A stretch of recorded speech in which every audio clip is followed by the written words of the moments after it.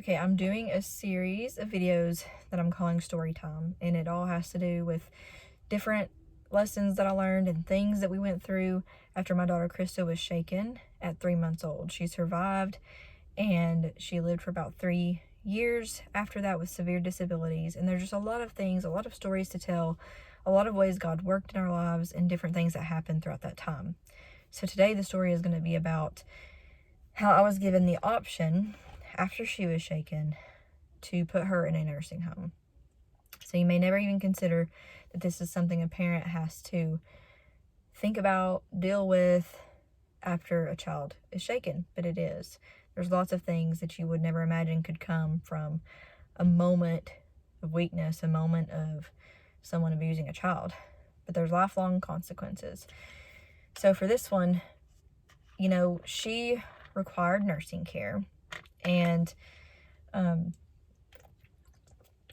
thank God the state that I was in, Tennessee, had good, Medicaid or Medicare, and was able to provide her with at-home nursing care because she wasn't 18 yet. Now at 18 it's a different story, I think. But so I was given the option that because she was so severely disabled, she really couldn't do anything. She was tube fed, all of these things. To them, she was a vegetable, is what they would call it. But all of these things basically led up to the option of, you might as well put her in a nursing home because she can't do anything. It's just going to be hard on you. You're young. I was like 22 years old. You're a single mom. There's not really a way for you to take care of her. And so it was kind of, no one pressured me, but it was kind of persuasive of she's probably better off with care provided for her, around the clock at a nursing home. And so I don't even remember considering it because it was she's a baby. What do you mean? I just couldn't even comprehend being told that at the time, because first of all, it was a traumatic situation anyway, to go through having a healthy child and then all of a sudden a child who required so much, completely different child. But then also being told things like that and having to make those decisions. And I was only 22 years old, single mom, not knowing what the heck to do or what really would be best. But, I prayed about it and I was like, I feel like it's best for her to be at home with me. Whatever it takes, I'll have to do. So at the time, I had just separated, I had already been separated from my ex-husband, which was the one who shook my daughter, but we still had a house together. And so I was considering, where am I even going to go? What am I going to do? Is it true that I really can't provide for her? Because I don't even have a place to live right now. Because we, had to figure out the house situation. So I ended up taking her home from the hospital after she was shaken to my grandmother's house, which was a very temporary solution, but we had a place to live. So I decided, I'm taking care of her, whatever it takes.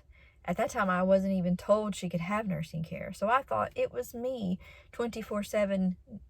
No one else was going to be able to help me with her. And she needed care 24/7. And so, pretty much, I ended up finding out and able to get some nursing care at home, which I didn't even know was an option at the time that I was being told to put, she could be put in a nursing home. So I found out that the state would provide nursing care for her. And so at the beginning, they provided a very, few amount, a short amount of hours per week. I was like, okay, but I have help. I can breathe during this time. And then I found out I could fight for more hours. And so that's what I did. I ended up fighting for that and getting more hours to where I could even go back to work. So here I thought my only option was to just live miserably, where I had to take care of her 24/7, never got rest because she almost never rested. And she, had very extensive brain damage, which caused her to cry a lot. Things like that. She required tube feeding. She required around-the-clock medication. And so I went from feeling like I had to live this exhausting life for the rest of her life, at least, or put her in a nursing home where I wouldn't be able to have access to her all the time, where I wouldn't be able to see her, where I wouldn't know if someone was harming her. And to all of a sudden now I had options, but it was through my own discovery. And sometimes you got to advocate for yourself and for your children and things, even if you don't know what you're advocating for, but you just got to advocate and say there has to be another option. This can't be the only option. There's always a solution to problems. And so anyways, I was able to fight to get enough hours to go to work. So here I was starting to be independent. And no one even told me these were options. I just basically thought I had the option of putting her in a nursing home. So anyways, I got the nursing care enough to go back to work. And then I was able to get an apartment through that to where we could live on our own and, sustain some kind of normalcy. Because I also had an older daughter who needed to have some kind of home life. So that helped provide for me. So if you're in a situation like that, look in to see if your state could provide nursing care. And if your state doesn't, well, Tennessee does through Medicare or Medicaid. So move to Tennessee if you can't get nursing care where you're at, because it makes all the difference. It 100% made all the difference, and it was worth it. I would have moved, anywhere I had to move to have access to that. So anyways, so yeah, just the thought of putting a child in a nursing home. I know that not everybody has the option, but what I do know is you can fight for things. And if someone's telling you there's no other option, it's just not true. There's always some kind of option, and you just got to figure it out. And you got to push for it. And sometimes it requires getting extremely uncomfortable. It was not comfortable for me to be fighting for this, fighting for what we had to fight for.